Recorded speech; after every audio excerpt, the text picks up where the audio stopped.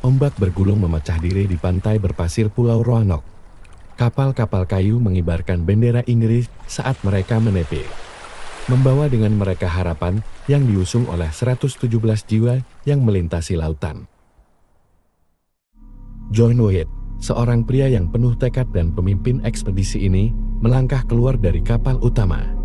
Di sekitarnya, keluarganya dan para pemukim lain yang ikut pindah untuk membangun pemukiman baru. "Selamat datang di tanah yang baru," seru White dengan penuh semangat. Tatapan matanya terpancar dengan keyakinan akan masa depan yang cerah. Namun, semangat tersebut segera diuji ketika mereka mulai membangun pemukiman. Sumber daya yang terbatas dan kondisi lingkungan yang keras membuat banyak di antara mereka meragukan keberhasilan misi mereka. Namun, kegigihan mereka tak tergoyahkan. Hari-hari berlalu, matahari terbit dan terbenam di ufuk yang terbentang luas di seberang lautan. Mereka bekerja tanpa kenal lelah, menghadapi tantangan alam dan kehidupan yang keras di negeri baru ini. Dalam cahaya remang yang menyinari kamp mereka di malam hari, cerita-cerita tentang legenda dan rahasia negeri baru ini pun mulai beredar. Mereka mendengar tentang suku Indian setempat yang hidup di hutan belantara. Setelah beberapa waktu berlalu sejak kedatangan mereka di Pulau Roanoke, upaya membangun pemukiman terus berlanjut. Meskipun awalnya dihadapkan pada tantangan besar, semangat mereka tidak pernah pudar. John White bersama keluarganya dan para pemukim lainnya bekerja tanpa kenal lelah, menyusun fondasi pemukiman mereka. Dalam keadaan serba sederhana, mereka menciptakan rumah-rumah sederhana, membangun perbendaharaan makanan, serta mencoba menjalin hubungan dengan suku Indian setempat. Cerita-cerita yang mereka dengar tentang kehidupan di hutan belantara memicu rasa ingin tahu dan ketegangan.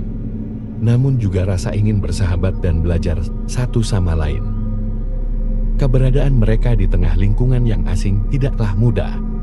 Pasokan mereka terus menipis dan keberadaan di tempat yang jauh dari rumah membuat beberapa pemukim merasa putus asa. Keterbatasan persediaan segera menimbulkan ketegangan di antara para pemukim. John White ditunjuk untuk kembali ke Inggris guna meminta bantuan dan pasokan tambahan. John terpaksa pergi dengan meninggalkan koloni Inggris yang berada di Roanoke. 3 tahun telah berlalu sejak keberangkatan John White kembali ke Inggris untuk meminta bantuan tambahan dan persediaan lebih lanjut. Namun, perang yang sedang berkecamuk membuatnya terjebak di Inggris lebih lama dari yang ia duga. Di antara pertempuran dan politik yang merajalela, rindu akan tanah baru dan pemukiman yang ditinggalkannya di Pulau Roanoke tetap membakar di hatinya. Dia berjuang keras untuk kembali, namun kendala dan hambatan tak terduga terus menghalanginya. Sementara itu, di Pulau Roanoke, kehidupan para pemukim terus berlanjut, tapi kehidupan yang keras di negeri asing ini telah menampak ikatan yang kuat di antara mereka.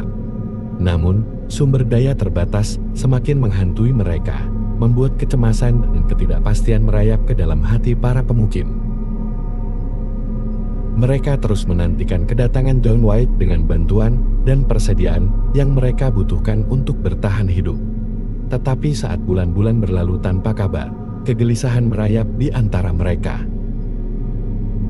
Ketika White akhirnya berhasil kembali ke Pulau Roanoke dengan hati yang penuh harap dan cemas, namun apa yang ia temukan adalah sebuah pemandangan yang mengejutkan dan menakutkan. Pemukiman yang pernah mereka bangun dengan segala kenangan manis dan pahitnya kini terabaikan. Tidak ada tanda-tanda kehidupan kecuali satu kata yang terukir dengan jelas di tiang pemukiman: Ceroaton. Sebuah kebingungan yang tak terbayangkan menyelimuti White dan kru kapalnya. Mereka berusaha mencari jejak penduduk yang hilang, tetapi tak ada yang bisa mereka temukan kecuali keheningan yang menyeramkan dan pertanyaan besar yang memenuhi pikiran mereka. Apa yang sebenarnya terjadi di Pulau Roanoke? Dan bagaimana nasib 117 jiwa yang hilang? Dengan hati yang berat, John White dan krunya mulai menyelidiki lebih dalam untuk mencari jejak para penduduk yang hilang. Namun, rintangan datang bertubi-tubi menghambat upaya mereka. Badai yang mengerikan mengamuk di sekitar pulau, meluluh lantakan keputusasaan yang mendalam. Kru kapal terpaksa menyerah pada alam liar yang tak terkendali.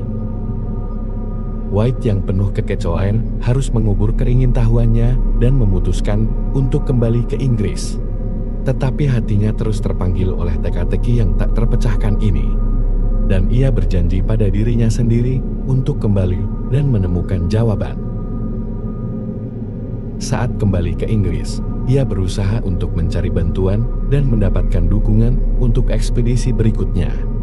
Namun, situasi politik yang tidak stabil di Inggris pada saat itu menghambat rencananya.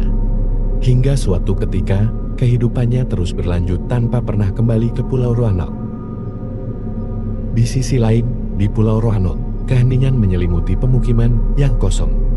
Alam liar merajalela di sekitarnya tanpa tanda-tanda kehadiran manusia. Apa yang sebenarnya terjadi pada penduduk yang tiba-tiba menghilang tanpa jejak? Kisah misterius tentang hilangnya 117 jiwa di Pulau Roanoke tetap menjadi teka-teki besar yang belum terpecahkan dalam sejarah Amerika. Meskipun berbagai teori bermunculan tentang nasib para penduduk yang hilang, tak satu pun yang dapat diungkapkan dengan pasti. Beberapa menyatakan bahwa mereka bergabung dengan suku Indian setempat, mencoba bertahan hidup di tengah hutan belantara. Teori lain mengusulkan kemungkinan migrasi ke tempat lain yang belum teridentifikasi. Namun, tak ada bukti yang cukup kuat untuk mendukung teori-teori tersebut. Setiap teka-teki hanya menambah lapisan misteri yang semakin kompleks. Hilangnya koloni Roanoke tetap menjadi salah satu misteri terbesar dalam sejarah Amerika Serikat. Meskipun telah berabad-abad berlalu sejak hilangnya koloni Roanoke, keingintahuan akan nasib 117 jiwa itu terus membara. Para sejarawan, arkeolog, dan penggemar misteri terus berusaha memecahkan teka-teki yang masih menghantui pikiran banyak orang.